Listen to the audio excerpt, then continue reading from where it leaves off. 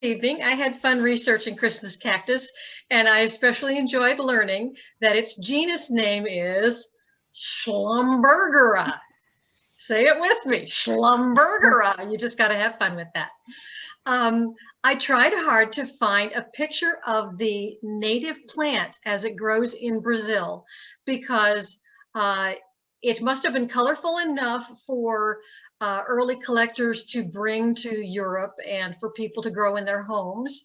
And some developers got interested and started taking the best attributes of the truncata and russelania varieties and came up with essentially what we're using nowadays. I guess it's been 150, 200 years since the hybrid was developed in Europe. But now we have this lovely pink, purple, and red options that we named the Christmas cactus. But of course, at home in Brazil, it's not Christmas time when it blooms in summer. So just don't tell the plants. Next slide, please.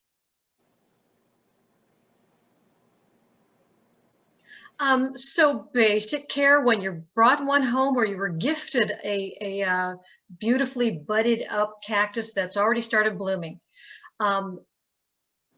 You're going to be needing to water it, give it a little bit of light, but take the foil wrap off or whatever it's dressed up in and make sure it's got functional drainage holes, because you don't want to be giving it the right amount of water week after week and suddenly you find out that it's just been in there rotting, because the excess water is not going away.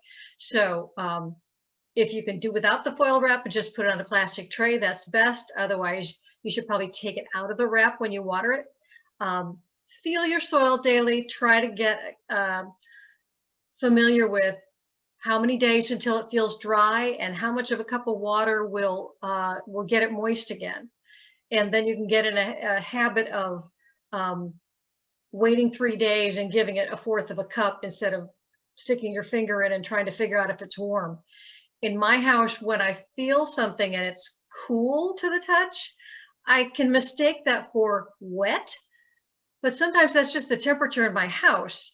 So I think it's better to observe whether it drains and maybe stick your hand further in less often to learn when dry is dry. A Christmas cactus wants to be moist, just moist. So when you water it, let the excess run through and take that excess away. You never want something, I don't think there's any household plant that wants to sit in water. Similar to a poinsettia, no tropical plant that's been brought inside in the Northern Hemisphere wants to be in a cold draft. So if we actually got cold here in Virginia, and you had a nice spot by the front door, that's probably not where you want your Christmas cactus, because while it's got all of its buds on and it's blooming for you, if it would take more than one shot of cold air, but if it was in a cold draft day after day, it could actually get shocked and drop its buds, and that would be very sad.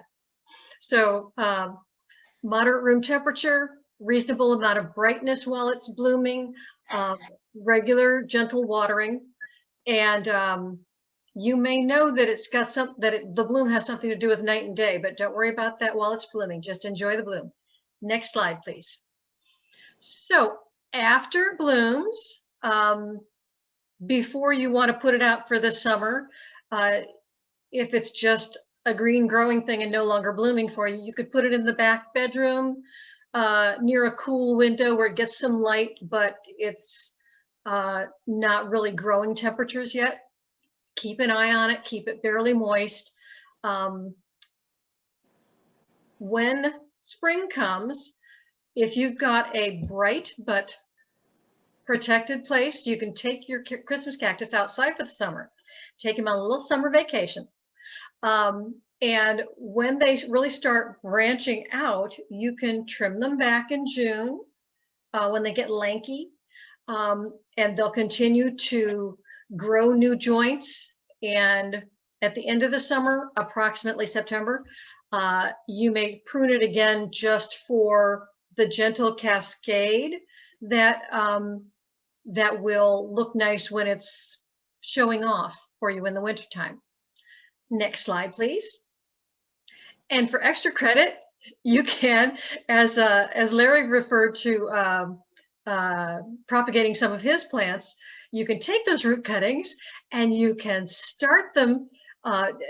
The first picture shows them just kind of drying off a little bit, so you get a bit of a callus on the bottom. Then you tuck them in some soil. Some traditions use sand, but you're going to have to give your little plant something to eat anyway, so you may as well put him in some nice dirt. And I'm not referring to fertilizer, just that they can get nutrients from the soil. So stick them in the soil and keep them moist, and eventually they're going to have some little roots, and you can give them to your friends, and then they'll love you. Next slide, please.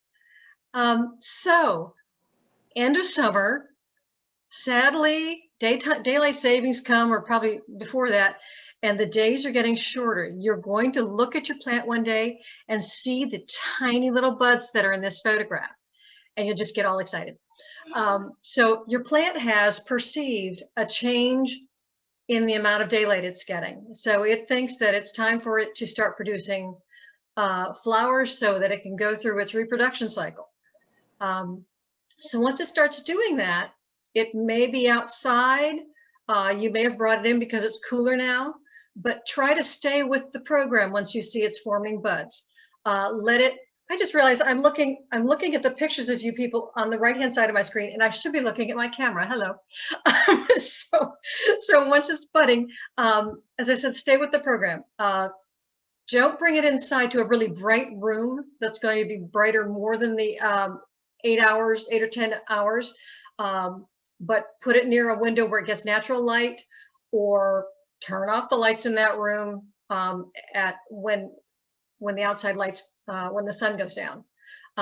So just stay with the program, give it about 4 to 6 weeks of this short day, dark at night, and it'll finish setting all of its buds, still keeping an eye on the moisture. At this point, if he starts setting buds and you forget him for 2 days, maybe 3, 4, it would probably take quite a dry spell, but it could get shocked and drop the leaves or stop making more buds, not the leaves, the buds. So always the right moisture. Next slide, please. And this is referring to if you don't maintain the wetness, you could lose your buds. If you have a really brightly lit home and you brought your cactus inside for the winter while it was setting buds, but it was in a room where you've got 18 hours of light going on while the people are having a good time in their home, it might not finish setting buds because it's not sure that it's really winter anymore.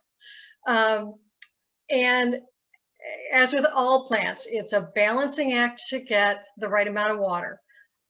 Christmas cactus likes it barely moist.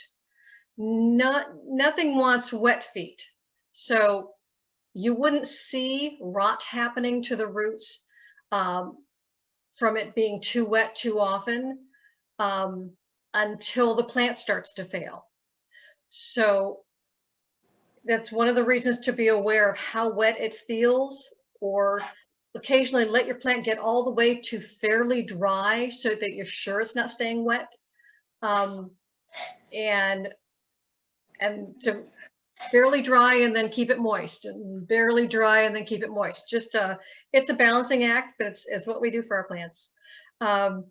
So one of our attendees, I didn't check the name to see if they had a chance to drop in this evening, but said they lost their Christmas cactus last year. It sounded like they dried up, but perhaps when they took them out of the pot, they found they had root rot.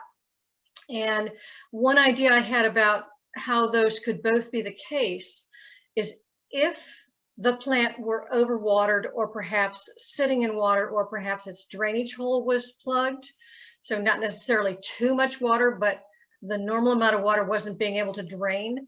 If it was wet for a while and experienced root rot, and then there was some hot days in the summer and it didn't have the resources of its roots, pardon me, to get water out of the soil to protect itself from the warm summer sun. So it could end up drying up because it didn't have the root support from having rotted out during a wet period. So yeah, the right amount of moisture is probably the one headache with all houseplants. So that's another reason to grow those little shoots. So you have several growing, and if one of them gets mistreated accidentally, then you can nurture some of the others and get several of them blooming on your windowsill. Any particular questions about Christmas? I think that's all my slides. Thank you. Enjoy them. Any questions?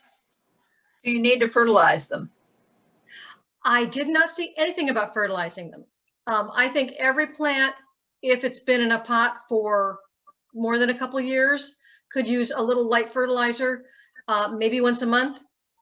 Something like Miracle Grow, which is dissolved in water and easily dispersed throughout the soil. It's never going to burn the soil surface. Theoretically, a flowering plant is going to appreciate the balanced nutrients in a soluble fertilizer. So if we were going to start restricting light to encourage bud formation, it probably makes sense to give it some fertilizer as well. I would agree with that. Okay. Because that's when it's going to go to work and it's going to use those nutrients. Yeah.